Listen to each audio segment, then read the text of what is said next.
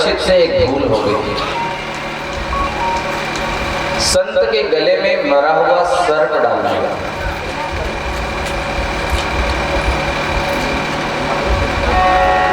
और संत बालक ने श्राप दे दिया कि 7 दिन में तुम्हारी मृत्यु हो जाएगी। ध्यान दीजिएगा मेरे भाई बहन, हमारे जीवन में एक भूल हमारे जीवन को कहां से कहां पहुंचाता है। जीवन की एक गलती हमारे सारे जीवन को नष्ट कर देती है। सारा कमाया हुआ बेकार हो जाता है। इसलिए संत कहते हैं कि हमेशा अपने जीवन को संभाल के जियो, विवेक के साथ जीवन जीना चाहिए। न जाने कब हमसे कुछ गलती हो जाए और हमारा किया हुआ सारा सत्कर्म व्यर्थ चला जाए। राजा परीक्षित ने कभी जीवन में कोई गलती नहीं की थी। सदैव सत्संग करते थे, संतों की सेवा करते थे, ब्राह्मणों का आदर सम्मान किया करते थे।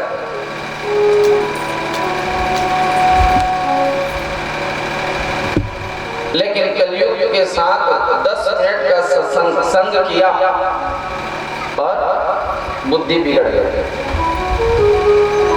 ध्यान दीजिएगा, संगत की बहुत बड़ी महिमा है। एक संगत हमारे जीवन को सुधारती है और एक संगत हमारे जीवन को बिगाड़ती है। इसलिए संगत संभाल के करना चाहिए।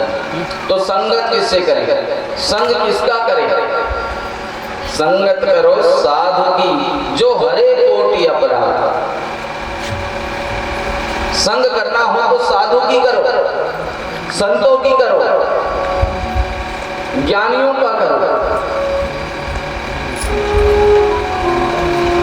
जो तुम्हारे जीवन के दोषों को मिटा दे। ऐसे लोगों का संग करना चाहिए।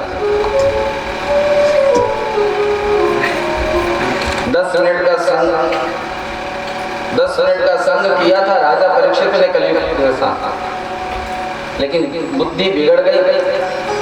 संत के गले में मरा हुआ सर्प डाल दिया और आज देखो कितनी बड़ी सजा मिली है, कितना बड़ा दंड मिला है, मृत्यु दंड मिल गया। और ध्यान दीजिएगा मेरे भाई बहन, यदि जीवन में कोई ऐसी गलती हो जाए तो उस गलती को दोहराओ मत। बुद्धिमान व्यक्ति वो होता है जो अपनी गलतियों से सीख लेता है और उस गलती को दोहराता नहीं है। लेकिन हम जानबूझ करके बार बार वही गलती करते हैं और यही हमारे पतन का कारण बन पड़ा है। यदि जीवन में कोई गलती हो जाए तो किसी संत महात्मा के चरणों में जाओ और उस गलती का प्रयासचित करो, उस भूल को सुधारने का प्रयास करो। राजा परीक्षित से गलती हुई, राजा परीक्षित को श्राप लगा, तो परीक्षित ने उस गलती को सुधारने के लिए, उस अपराध के निवारण के लिए घर का त्याग कर दिया। राजपाट सब छोड़ करके गंगा के किनारे जाकर के बैठ गए। बुद्धिमान व्यक्ति वही होता है जो अपनी भूल को सुधार लेता है। गंगा के घाट पर राजा परीक्षित आए हैं और राजसी वस्त्रों का त्याग कर दिया और सन्यासी बन गए। तो देखो आज राजा परीक्षित पर कृपा करने के लिए हजारों संत पहुंचे, बड़े बड़े संत आए हैं। जब कोई व्यक्ति अपने जीवन को सुधारने का प्रयास करता है ना मेरे भाई बहन, तो संतों की कृपा अनायास ही हो जाता है। फिर तुम्हें संत को ढूंढने की आवश्यकता नहीं है, संत स्वतः तुम्हारे घर तक आ जाएंगे। भगवत कृपा से संत तुम्हारे द्वार तक आ जाएंगे। लेकिन हम अपने जीवन को सुधारने का प्रयास तो करें।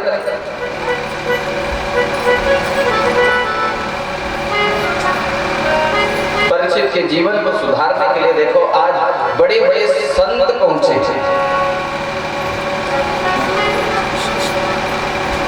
और इतना ही नहीं,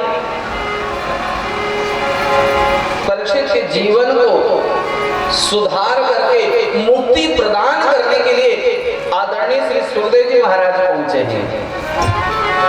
सुखदेव जी महाराज का राजा परीक्षित ने सुंदर स्वागत किया है, ऊंचे आसन पर बिठाया है, अर्घपाद आचमन देकर के सुंदर पूजन किया। जब श्री सुखदेव जी महाराज थोड़े सुस्ता गए तो परीक्षित ने सुंदर हाथ जोड़ करके प्रश्न कर दिया कि महाराज मुझे आप ये बताइए कि जिसकी मृत्यु समीप हो या जो व्यक्ति निर्माण है, ऐसे व्यक्ति को क्या करना चाहिए, किसका संग करना चाहिए, किसका भजन करना चाहिए, क्या करना चाहिए बताइए। जब ऐसा प्रश्न किया तो सुखदेव जी महाराज बड़े प्रसन्न हो गए, बड़े गदगद हो गए। सुखदेव जी महाराज कहते हैं कि परीक्षित तुमने जो प्रश्न किया है ना, ये तुम्हारा अकेले का प्रश्न नहीं है, ये पूरे मानव समाज का प्रश्न है, सारे मानव जाति का प्रश्न है, क्योंकि सभी को 7 दिन में ही मरना है। किसी के लिए 8वां दिन तो है, महीना कोई हो सकता है, साल कोई हो सकता है, लेकिन दिन तो 7 ही दिन होंगे और इन्हीं 7 दिनों में ही हमारी मृत्यु है। हम सबको 7 दिन में ही मरना है, लेकिन बुद्धिमान होते हैं वो जो इन 7 दिन में अपनी मुक्ति का कोई उपाय कर लेते हैं। राजा परीक्षित आज अपनी मुक्ति के लिए बैठा है, आज अपने मुक्ति की कामना से बैठे हैं और हम लोग आज बैठे तो हैं, लेकिन किस कामना से, बोलो ना। सब अलग अलग कामना लेकर के यहाँ पर बैठे हैं, लेकिन बहुत कम लोग होंगे ऐसे जो मुक्ति की कामना से भागवत सुनते हैं। प्रेम से कहिए, जोर से बोलो ना जी। कई लोग भागवत कराते हैं कि हमारी फैक्ट्री अच्छी चल जाए, कई लोग कुछ कामना से भागवत कराते हैं, लेकिन बहुत कम लोग ऐसे होते हैं मेरे भाई बहन जो भागवत इसलिए सुनते हैं कि भगवान से हमारी प्रीति हो जाए, भगवान की हमें प्राप्ति हो जाए, हमारा जीवन धन्य हो जाए, हमें मुक्ति मिल जाए। मुक्ति के लिए भागवत कराते हैं। वैसे तो भागवत अनेक कामनाओं को प्रदान करती है। आप जिस कामना से, जिस भाव से भागवत के श्री चरणों में बैठोगे, ये भागवत आपके भौतिक सुख को तो प्रदान करती ही है, साथ साथ आपको मुक्ति भी प्रदान कर देती है, मुक्ति भी दे देती है, क्योंकि भागवत तो मुक्ति दायिनी है ना जी, पाप नाशनी है, मुक्ति प्रदायिनी है। सुखदेव जी महाराज कहते हैं परीक्षित तुम्हारा प्रश्न तुम्हारा नहीं, ये तो पूरे मानव जाति का प्रश्न है। एक बात और निवेदन करते हैं,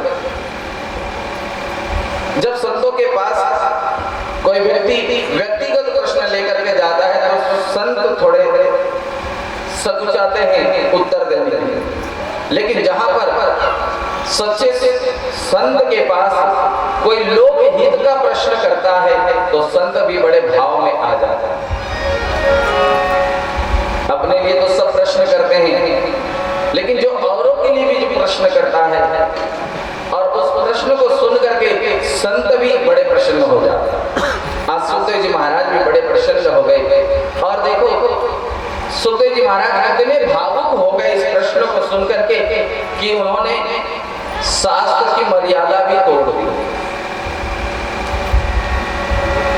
शास्त्र की मर्यादा भी तोड़ दी और राजा परीक्षित को सुंदर कथा सुनाने लगे, राजा परीक्षित के प्रश्नों का उत्तर देने लगे। कहा कि परीक्षित, ये तुम्हारा अकेले का प्रश्न नहीं है, ये सारे मानव जाति का प्रश्न है। पर सुनो, मरना तो सबको है, पर बुद्धिमान व्यक्ति वो होते हैं परीक्षित जो अपने जीवन को सुधार लेता। जो समय बीत गया उस पर चिंता मत करो, जो समय बीत गया है उसके पीछे मत रहो, जो समय बाकी है उसका सदुपयोग करो और सुंदर भगवान का भजन करो, सुंदर भगवान का स्मरण करो।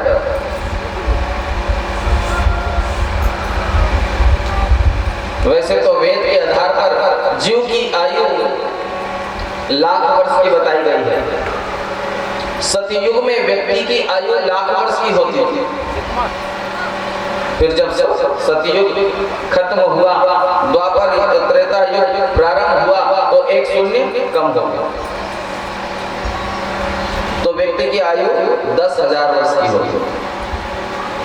फिर जब द्वापर युग प्रारंभ हुआ तो एक शून्य और कम हो गया, तो व्यक्ति की आयु 1,000 वर्ष की होगी। फिर जब कलयुग प्रारंभ हुआ तो एक शून्य और कम हो गया, अब व्यक्ति की आयु केवल 100 वर्ष की रह गई। और उस 100 वर्ष में भी कई बहुत कम लोग ही जी पाते हैं, नहीं तो सब 90-95 में ही सियाराम हो जाते हैं। प्रेम से कहिए, जिंदगी का कोई भरोसा नहीं है मेरे भाई बहन। क्या भरोसा है इस जिंदगी का, साथ देती नहीं है किसी का, कोई भरोसा नहीं।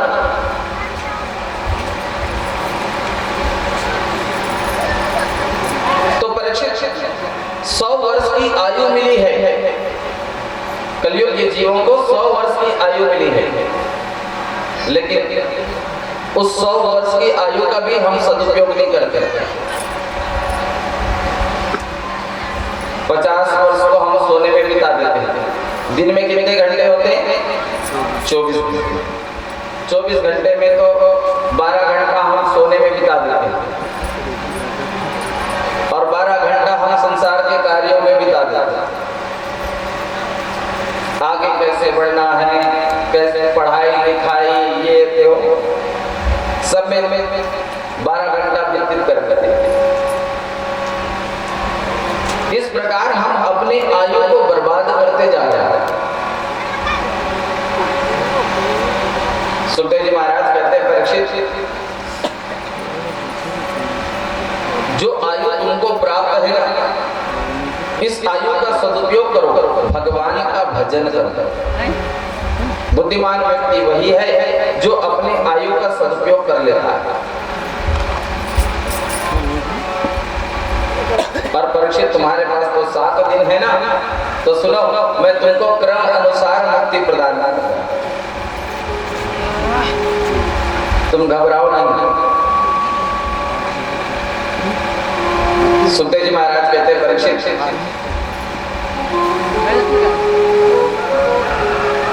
जो 100 वर्ष की आयु प्राप्त करके भी अपने जीवन को श्रेष्ठ नहीं बनाता, जो भगवान का भजन नहीं करता,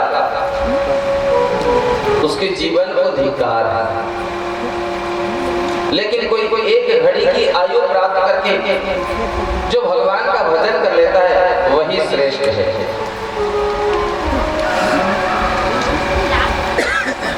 हम 100 वर्ष की आयु तो लेकर के बैठे हैं, लेकिन हम उस 100 वर्ष की आयु में करते क्या है? केवल संसार का ही काम करते हैं, संसार को ही मनाने में, संसार को ही रिझाने में लगे हुए हैं। कोई हमसे रूठे ना, कोई हमसे बिछड़े ना, बस यही चिंता हमको सताती है। लेकिन मेरे भाई बहन ध्यान दीजिएगा, संसार को मनाने में तो सारा जीवन लगा दोगे, लेकिन संसार के व्यक्ति को कभी मना नहीं पाओगे। संसार के लोग कब रूठ जाए कोई भरोसा नहीं। आज मान गए तो कल किसी बात पर रुक जाए कोई भरोसा है। तो संसार को मनाना छोड़िए, मेरे गोविंद को मनाइए। अगर ये एक बार मान गया तो ध्यान दीजिएगा, जा पर कृपा राम की होई, ता पर कृपा करे सब। हम संसार के पीछे दौड़ते हैं, संसार के लोगों को मनाते रहते हैं, लेकिन यदि उतना ही समय यदि हम भगवान के लिए दें, उतना ही हम भगवान को मनाने में लगा दें, तो ध्यान दीजिएगा वो ठाकुर जी मान जाएंगे। फिर दुनिया को मनाने को आपकी जरूरत नहीं है, फिर दुनिया के पीछे भागने की आवश्यकता आपको नहीं है, फिर दुनिया आपके पीछे भागे। आज कहीं पर कोई संत आता है तो आप लोग दर्शन के लिए जाते हो ना, क्यों जाते हो? कोई संत महात्मा आपके नगर में ग्राम में आता है, या आपको कहीं पता चल जाता है कि संत आ रहे हैं, तो आप लोग जाते हो ना दर्शन करने, देखने, सत्संग करने। क्यों जाते हो? क्योंकि उसने राम को मना लिया, उसने गोविंद को मना लिया। और जो गोविंद को मना लेते हैं, प्रभु को रिझा लेते हैं, उसके पीछे दुनिया अपने आप आ जाता है। उसे फिर दुनिया को रिझाने की आवश्यकता नहीं पड़ती, दुनिया उसके चरणों में आ जाता है। नहीं तो संतों के पास होता क्या है बताइए? कुछ होता है?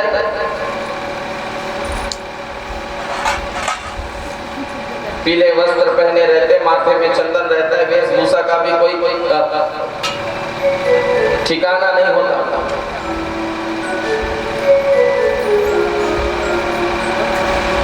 लेकिन फिर भी आप लोग उनके दर्शन को जाते हो, उनके चरणों को प्रणाम करते हो, उनका आशीर्वाद ग्रहण करते हो। क्यों? क्योंकि उसने भगवान को रिझाया है, भगवान को पाया। और हमारे पास क्या नहीं है? सब कुछ है, लेकिन फिर भी हम संसार के पीछे भाग रहे हैं। जो संसार के पीछे भागता है मेरे भाई बहन, वो संसार में ही अटक करके मर जाता है। इसलिए जा पर कृपा राम की होई, ता पर कृपा करे सब। जितना समय हम संसार के पीछे लगाते हैं, उतना समय आप भगवान को रिझाने में लगाइए, भगवान को मनाने में लगाइए, कल्याण हो जाएगा। सुखदेव जी महाराज कहते हैं, परीक्षित घबराओ नहीं, तुम्हारे पास 7 दिन हैं और इन 7 दिनों में तुम्हारी मुक्ति हो जाएगी। तुम अपने मन को वश में करो,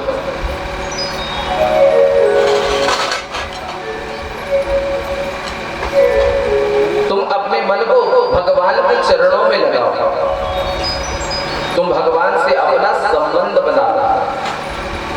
ध्यान देना, मुक्ति का कितना सुंदर उपाय यहाँ पर सुखदेव जी महाराज राजा परीक्षित को बता रहे हैं कि परीक्षित, संसार के संबंध केवल शरीर तक है।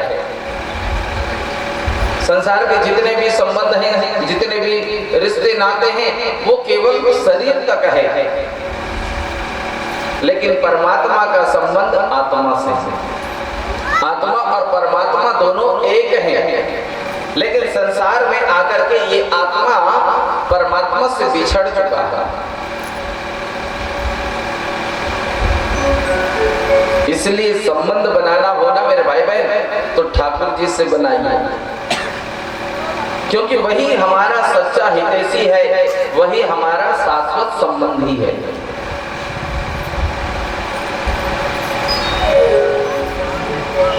और ध्यान दीजिएगा, जिसने ठाकुर जी से संबंध बनाया है, भगवान उस संबंध को, उस रिश्ते को निभाया भी है। मीरा ने संबंध बनाया तो भगवान ने उस संबंध को, उस रिश्ते को निभाया है। आज भी भगवान आते हैं, लेकिन कोई भाव से बुलाते हैं। आज भी मेरे गोविंद आने को तैयार है, लेकिन आप भाव से बुलाते हो क्या? कुछ लोग मुझसे कहते हैं कि महाराज जी, भगवान खाते कहाँ हैं? आप भगवान को खिलाते हो? बोलो ना, खिलाते हो क्या आप लोग? नहीं खिलाते हो? क्या खिलाते हो?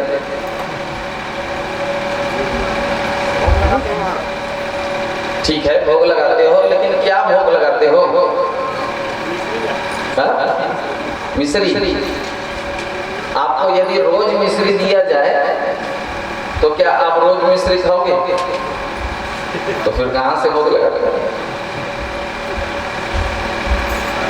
किसी ने कहा महाराज जी हम तो भगवान को लड्डू खिलाते हैं। मैंने कहा ठीक है, अच्छी बात है, आप लड्डू खिलाते हो, लेकिन मुझे ये बताओ आप कौन सा मिठाई खाते हो? बोले महाराज मैं तो काजू कतली खाता हूं। अच्छा, अपने खाने के लिए काजू कतली चाहिए और भगवान को लड्डू जलकोनो नहीं खाना। सबसे सस्ता भगवान को हम क्या चढ़ाते हैं? दुकान में जाते हैं, घर में कोई पूजा पाठ होती है तो एक पाव मिठाई देते हैं, लड्डू सबसे सस्ता वाला। काबर भगवान भगवान को चढ़ाने के लिए हम सबसे सस्ता उपयोग करते हैं, और दुनिया को खिलाने के लिए काजू बादाम। मेरे भाई बहन ध्यान देना, दुनिया के साथी हैं सबसे निराले, बाहर से बड़े उजले और अंदर से काले। जिसको तुम इतना खिला रहे हो वो एक ना एक दिन जहर उगल ही देगा, कोई भरोसा नहीं है। जिसको रिझाना चाहिए, जिसको मनाना चाहिए, उसको हम मनाते नहीं हैं, और जिसके पीछे हमको नहीं जाना चाहिए उसके पीछे पागलों की तरह दौड़ रहे हैं। ठीक है, संसार में आए हो तो संबंध है, इस शरीर से संबंध है, तो मेरे भाई बहन ध्यान दीजिएगा, उस संबंध का निर्वाह करो, लेकिन ज्यादा ध्यान उसी तरफ नहीं रहना चाहिए।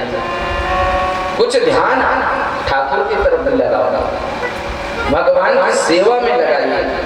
और ध्यान रहे, जैसा आप अपने जीवन के लिए करते हो, अपने लिए करते हो, वैसी ही सेवा भगवान के लिए भी करनी चाहिए।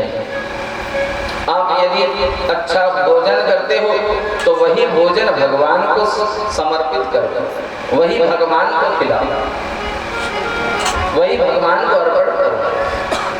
हमारी पूजा ही ठीक नहीं है तो हम कहां से भगवान को पा सकते हैं?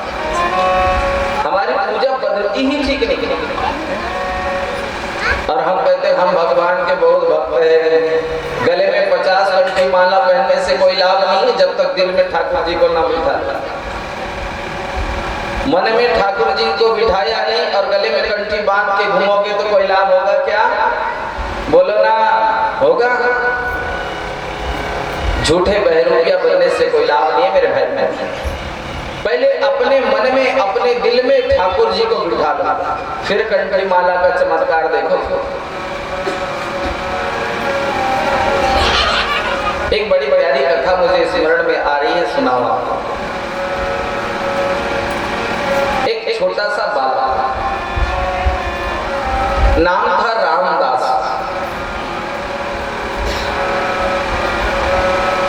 बचपन में ही पिता की मृत्यु हो गई, थोड़ा बड़ा हुआ तो माँ भी मर गई, आगे पीछे कोई था नहीं, बेचारा रामदास अनाथ हो गया। गांव वालों ने जब देखा कि इसका आगे पीछे कोई नहीं है, क्या किया जाए, कौन इसका लालन पालन करेगा? आज हम अपने ही परिवार को संभाल नहीं पाते, दूसरे के बच्चे को क्या संभालें? गांव वालों ने विचार किया, एक काम करते हैं, इस बेचारे का कोई आगे पीछे नहीं है, कोई रिश्तेदार नहीं है, एक काम करते हैं, इस रामदास को किसी संत के आश्रम में छोड़ दिया। 2-4 गांव वाले मिलकर के उस रामदास को एक संत के आश्रम में छोड़ दिया। कहा कि बाबा इस बेचारे का कोई नहीं है, माता पिता की मृत्यु हो गई, आगे पीछे कोई देखभाल करने वाला नहीं है, आप इसे अपने शरण में रख लीजिए, आपकी सेवा भी करेगा, 2 रोटी आप प्रसादी पालेगा। अब संत तो करुणावान होते, संत ने कहा ठीक है, इतने लोग तो आते हैं, प्रसादी खाते हैं, ये भी रहते हैं। अब वो छोटा सा बालक रामदास पढ़ा लिखा तो था नहीं, गुरु की सेवा करने लगा, संत की सेवा कर, संत जैसा कहते वैसा करता। उस संत के आश्रम में सुंदर राम दरबार लगा हुआ। भगवान राम जी की प्रतिमा, लक्ष्मण जी की प्रतिमा, सीता जी की प्रतिमा, हनुमान जी की मूर्ति सब विराजमान। रोज नित्य प्रतिदिन संत राम दरबार की सेवा करते, पूजा करते, और बेचारा रामदास संत की पूजा में सहायक बनते। कभी फूल ला के दे देते, कभी पानी ला के दे देते, कभी मंदिर साफ कर देते। एक बार कुंभ का आयोजन हुआ, कुंभ का अवसर आया, अभी कुंभ का ही अवसर चल रहा है, राज्य में बहुत सुंदर कुंभ का आयोजन हो रहा है। तो कुंभ का अवसर आया, संत ने कहा कि अब कुंभ का अवसर आया है और जिंदगी का कोई भरोसा नहीं, कुंभ में स्नान करनी चाहिए, और राम जी को छोड़ करके मैं जा नहीं सकता, क्या करूं? रामदास ने बुलाया, बेटा सुनो, कुंभ का अवसर आया है, मैं चाहता हूं कि मैं कुंभ स्नान करके आऊं, तो क्या तुम मेरे पीछे राम दरबार की सेवा कर सकते हो? छोटा सा बालक रामदास हाथ जोड़ करके कहा, गुरुजी आप मुझे बता दीजिए कि ठाकुर जी की कैसे सेवा करनी है, मैं वैसे ही सेवा करूंगा और आप निश्चिंत होकर के जाइए, सारी सेवा मैं करूंगा। संत ने कहा कि देखो बेटा, सुबेरे उठते ही प्रभु को उठाना, और देखो जैसे हम अपने शरीर की सेवा करते हैं, हम अपने शरीर का देखभाल करते हैं, वैसे ही भगवान की पूजा करनी है। जैसे हम अपने शरीर की पूजा करते हैं, सुबह उठते हैं, फ्रेश होते हैं, फिर बाल भोग करते हैं, स्नान करते हैं, बाल भोग करते हैं, फिर उसके बाद भोजन करते हैं, बिल्कुल वैसे ही तुमको भी भगवान की सेवा पूजा करनी है। इतना बोल करके संत चले गए। अब गुरु की आज्ञा है, संत की आज्ञा है। अब बेचारा रामदास गुरु की आज्ञा का अनुसरण करते हुए दूसरे दिन प्रातः होते ही भगवान को उठाया, जाकर के मंदिर का दरवाजा खोला, पर्दा हटाया और कहा कि भगवान उठ जाओ, सुबह हो गई, और एक लोटा जल भी रख दिया। अब आप लोग समझ गए होंगे कि वो लोटा क्यों रख रहे हैं। लोटे का जल रख दिया और कहा कि प्रभु आप बाहर होकर के आ जाओ, तब तक मैं आपके लिए बाल भोग तैयार करता हूं।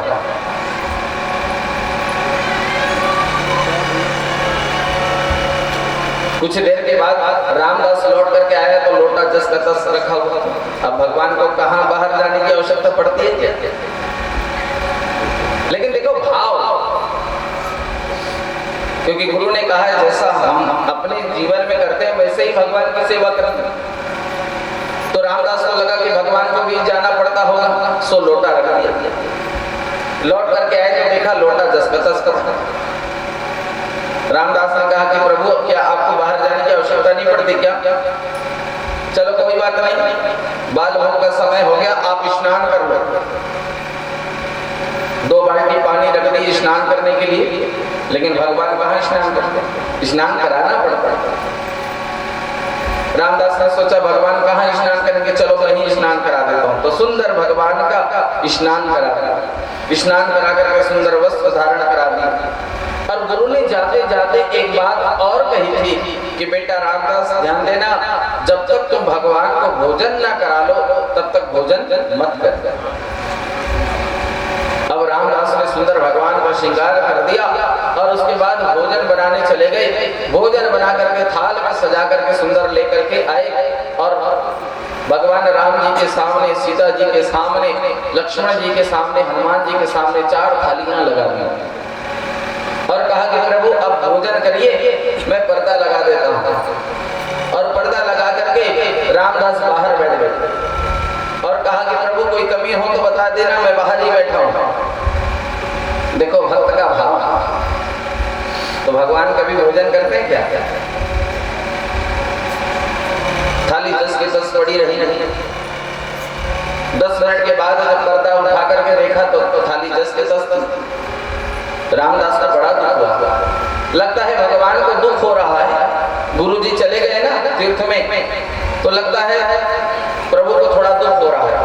कहा कि प्रभु, गुरुजी तो कुछ दिन के लिए गए हैं, आप क्यों इतना दुखी होते हो, भोजन कर लो ना। बार बार जब कहा तो भगवान कहाँ भोजन करते। रामदास को क्रोध आ गया। रामदास ने कहा कि देखो प्रभु, मेरे गुरु ने कहा है कि जब तक भगवान को भोजन ना करा लो तब तक भोजन मत करना, तो तुम्हारे कारण मुझे भी उपवास रहना पड़ जाएगा। और यदि आपने भोजन नहीं किया तो मैं प्रतिज्ञा करता हूं मैं भी भोजन नहीं करूंगा। जब तक आप भोजन नहीं करोगे मैं भी भोजन नहीं करूंगा। 1 दिन हो गया, 2 दिन हो गया, 3 दिन हो गया, बेचारा रामदास भी भूखा प्यासा बैठा रहा। जब चौथा दिन प्रारंभ हुआ, रामदास ने फिर से प्रसाद बना करके भगवान के सामने थाली रख दी और कहा कि अब तो प्रभु पालो, 3 दिन हो गए, अब तो भोजन कर लो। जब भगवान ने भोजन नहीं किया तो रामदास रोने लगे, कहा कि प्रभु अब आप भोजन नहीं करोगे तो मैं भी भोजन नहीं करूंगा, मेरा भी प्रतिज्ञा है। जब 4 दिन हो गए तो भगवान से रहा नहीं गया, तुरंत भगवान प्रकट हो गए। बोलिए सियावर रामचंद्र की। राम जी प्रकट हो गए, सीता जी प्रकट हो गए, लक्ष्मण जी प्रकट हो गए, हनुमान जी कहाँ पीछे रहते, हनुमान जी भी आ गए। भगवान भाव के भूखे हैं। भगवान प्रकट हो गए और सुंदर रामदास के हाथ से सुंदर भोजन करने लगे। रामदास ने डांटते हुए कहा कि प्रभु, आज 4था दिन है, 4था दिन भोजन कर रहे हो। 3 दिन से मैं रट रहा हूँ, पुकार रहा हूँ, और आज आपके कारण मुझे भी भूखा रहना पड़ गया। चलिए भोजन करिए। अब देखो भक्त के भाव में कितने भगवान बंध जाते हैं। अब जैसा रामदास कह रहे हैं भगवान वैसा ही करते हैं। ठीक है रामदास, तुम कहते हो तो भोजन कर लेते। अब सुंदर भोजन कर रहे हैं, भोजन कराया, फिर कहा कि प्रभु देखो आपने भोजन कर लिया, अब मेरी बारी है, मैं भी भोजन करता हूं, तब तक आप आराम करिए। अब सब आराम कर रहे हैं और सुंदर रामदास भोजन कर रहे हैं। अब यही क्रम चलने लगा। जो गुरु नित्य प्रतिदिन भगवान की सेवा करते थे, भगवान को भोग लगाते थे, उस गुरु ने पूरी आयु भगवान राम की सेवा की, लेकिन भगवान प्रकट नहीं हुए। लेकिन रामदास के भाव में भगवान इतने भाव विभोर हो गए कि प्रकट होकर के भोजन करने लगे। हम भगवान को भोग तो लगाते हैं, लेकिन क्या मिश्री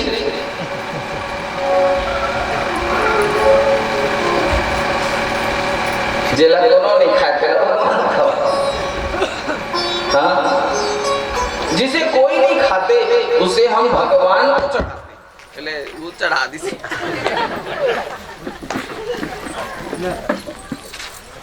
जा